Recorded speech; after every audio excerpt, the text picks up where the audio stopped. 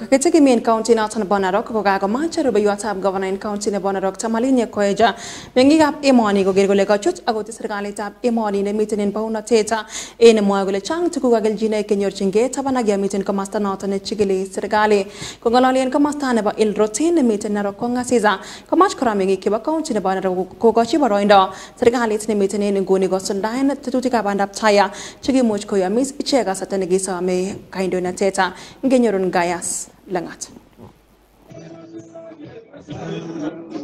Kosipke akrubayu tab gafana na Bonarok tamalinya kiprono koeje konyolu el menge tukule chaba county na Bonarok ko temising serikali nebo Patrick Ole Ntutu en kit na ma inagole ko ten gondi bauna tet ko kosuldaen ine boisionik tugul chaba bandap tai ko iti menge chaba county na Bonarok mamiten kalotunet age tugul. Nyinyi mnajua vizuri hakuna break kwa hii serikali ya Ole Ntutu.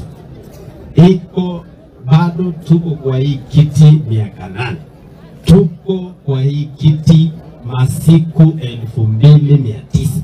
Tuko kwa hii kiti kwa sekunde 175,000. Tumeona maneno mengi ile Gavana amefanya na tunamuunga mkono, tunamuombea. Kama ine kole ba kamanut missing en big up emoni tugul kolany melit nebo serikalit nemiten en baunatet asikonyor boisionik chechang chebo bandap tai. Ukiwa kwa opposition huko kwa shida, ile shida ambaye ishi.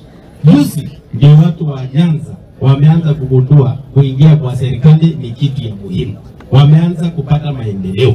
Kwa hivyo watu wa Narok East, all is not lost. Nyinyi mko kwa serikali na bado ni mapema.